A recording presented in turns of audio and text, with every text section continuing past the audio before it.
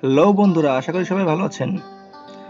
আজকে আমরা দেখব কিভাবে ফায়ারফক্স অথবা ওটারফক্সে সক্স 5 আইপি আমরা সেট আপ করতে পারি। তো কথা না বাড়িয়ে চলুন শুরু করা যাক। তো প্রথম আমরা ফায়ারফক্সে গেলাম। তো ফায়ারফক্সে গিয়ে আমরা দেখে নেই আমাদের বর্তমান লোকেশন দেখে নেই। তো আমরা এখানে who.net এ যাব।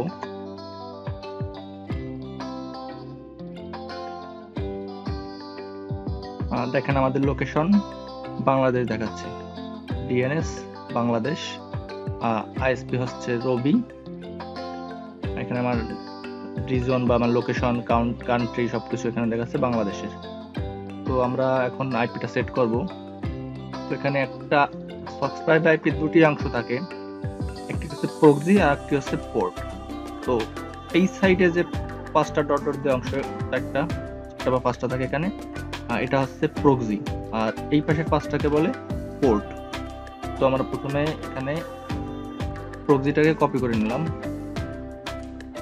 কপি করে নেওয়ার পর ফায়ারফক্সের সেটিংয়ে চলে যাব আমরা। তো সেটিং থেকে এখানে অপশনে ক্লিক করব। অপশন থেকে একদম নিচে চলে আসব, নিচে এখান থেকে নেটওয়ার্ক সেটিংয়ে চলে যাব। তো এখানে সাধারণত এখানে নো প্রক্সি দেয়া থাকে, আমরা এটাকে ম্যানুয়াল প্রক্সি কনফিগারেশনে করে দেব। তো এখানে দেখছেন আমাদের নিচের দিকে আছে সক্স হোস্ট, এখানে আমরা প্রক্সিটা পেস্ট করে দেব। আর এই পাশের এই পোর্টটা কপি করে নেব। পরে পোর্টটা আমরা বসাবো এইখানে। আর একটু নিচের দিকে স্ক্রল করে আসলে এখানে তিনটা অপশন দেখতে পাবেন, আমরা এই তিনটা অপশনেই ক্লিক করে দিব। তো আমাদের প্রক্সি সেটিং শেষ। এখন আমরা আবার who.net গিয়ে দেখব।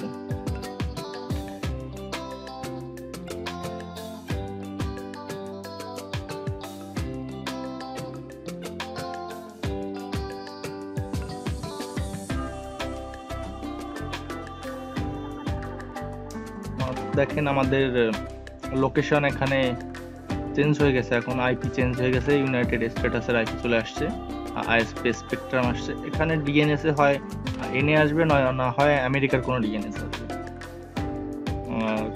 নিচের দিকে আমাদের আইপিটা হচ্ছে ইউনাইটেড স্টেটাস, আর ওদের স্টেট হচ্ছে South Carolina, city Green Valley. এখানে মানে যাবতীয় তথ্য আছে, সবকিছুই আমেরিকা। তো এখানে তবুও দেখেন এখানে 90% হয়ে রয়েছে। এর কারণ হচ্ছে এখানে যে আমাদের সিস্টেম টাইম, এটা ডিফারেন্ট রয়েছে। তো এইখানে গেলে দেখতে পাবেন যে এখানে আসলে সিস্টেম টাইম কোনটা হবে, ইএসটি, ইস্টার্ন স্ট্যান্ডার্ড টাইম। তোমাদের সেটিংস থেকে টাইম জোনটা চেঞ্জ করতে হবে। তো আমরা এখানে টাইমে চলে যাব।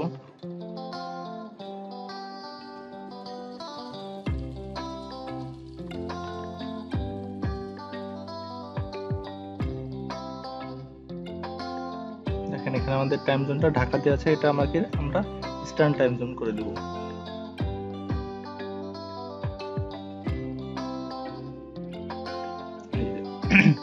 Eastern time. তো এরপরে আমাদের ঘুরে ঢুকলে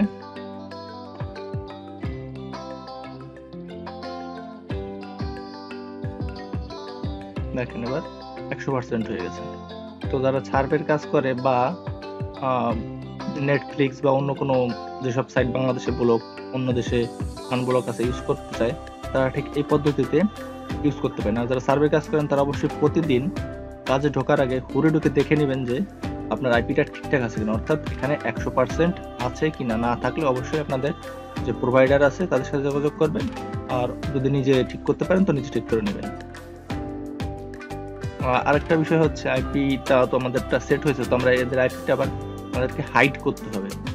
তো হাইড করার জন্য আমাদেরকে যেতে হবে check2ip.com এই ঠিকানায়।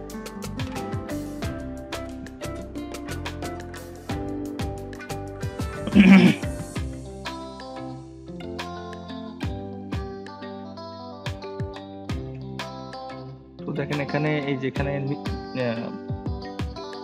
ইন্টারনাল আইপিটা হাইড করা আছে আমারটায়।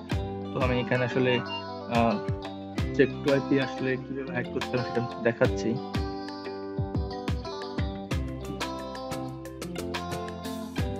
এখান থেকে দেশীয় একটা ব্রাউজারে চলে গেলাম। এখানে এরকম আসবে আর কি। এখান থেকে আমরা এটাকে ক্লিক করে অ্যাবাউট কনফিগারেশন এটা কপি করব, কপি করে ফায়ারফক্সে পেস্ট করে দেব। এটা accept the risk and continue click করব। এরপর আবার আগের ওইখানে গিয়ে এই যে মিডিয়া পার কানেকশন 11 এটা কপি করব, কপি করে আবার এখানে পেস্ট করে দেব। তো দেখেন এখানে ফলস আছে, আমার এটা আগে থেকেই সেটআপ করা আছে, ফলস আছে, এজন্য আমি এবার এটাকে ট্রু করতেছি না। যদি এটা ট্রু থাকে এটাকে ফলস করে রাখতে হবে, ঠিক আছে? তো এই ছিল হচ্ছে ফুল সেটিংস। আশা করি সবাই বুঝতে পেরেছেন। আজকে এ পর্যন্তই, ধন্যবাদ।